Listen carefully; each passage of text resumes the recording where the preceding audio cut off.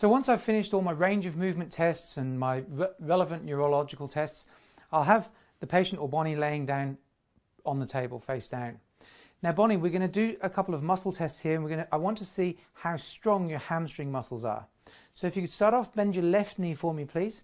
And it's always good when the patient's laying down, sometimes left and right gets a bit confusing, so if you want to use the left leg, just give it a little tap. Now, don't have the knee at a full 90 degrees, just have the leg about here. Now, when you're doing the muscle test, just be very careful that you're not pushing on the Achilles tendon, because that can be tender. Just have a nice wide position like so, and just let the fingers touch the leg. You don't want to grip the leg, okay, because that's uncomfortable. So just have the here, because you're going to be pushing with the palm of your hand on the muscle. Now, Bonnie, if you could just hold the leg nice and strong for me. So this test is just establishing that there's good power, good strength in the leg. Now, if you have a young patient or an elderly patient, you may not need to push nearly as hard, okay, because it's not a wrestling match. With a muscle test, really, it's not so much how much overall strength they have, it's the speed of response. Just relax there for me, Bonnie, please, and then we'll test the other side. If you have a stronger patient, maybe someone who's not quite so sure about the whole principle of muscle testing, you can always demonstrate to them just how strong they are to start with. So hold nice and strong for me, Bonnie. Hold and just see. So the hamstring muscle is not a muscle that you can easily, just relax, cheat with, because the hamstring muscle is typically 4 to 5 times stronger than the upper body. So a perfectly good hamstring, I shouldn't be able to overpower with my arm strength. So I like to start with the hamstrings. I like to use the hamstrings to test the nerves all the way up through the whole spinal cord. So Bonnie, what we're going to do now is we're going to try and locate where the stress is coming from that may be affecting your health.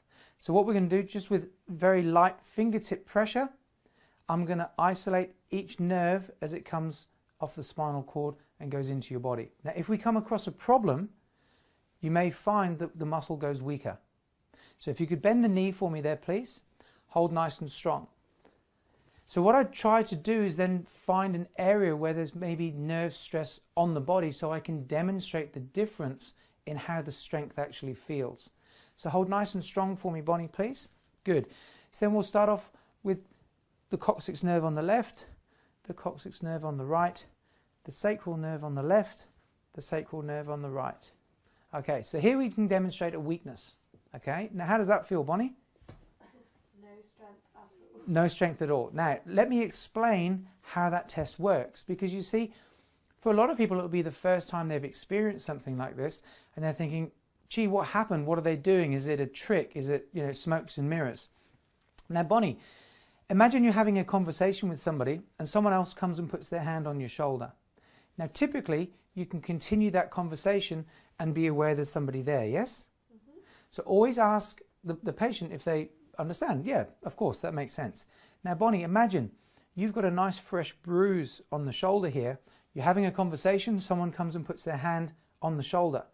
Automatically, you're going to turn, kick, punch, scream. You're going to do whatever you can to protect yourself.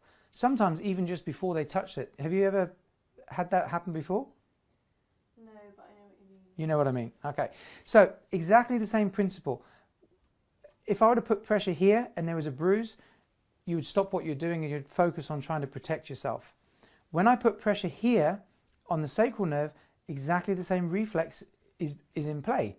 And your reflexes overpower what you're consciously trying to do here, because it's more important for your body to protect you than it is to show off how strong your leg is. Mm-hmm. So once you've established how the test works and it makes sense, then you can start going into exactly what that nerve may be affecting. So as I go through the body, wherever I find a weakness, I'll then explain where that nerve travels to and what kind of things it may influence. So let's start from the beginning, and we'll go through each nerve in turn, right the way up through the spinal cord. So again, doing the muscle test, we check to make sure the muscle's nice and strong to begin with, and we can use either leg. It doesn't have to always be the same side, so that allows the patient to relax. One other thing, just beware if the patient has a tendency to go into a cramp. Okay, because if they start to cramp, obviously it's going to be uncomfortable, and if the muscle does cramp, maybe just do some reflex, just do some rubbing, increase the circulation to help release the cramping, and then use the other side.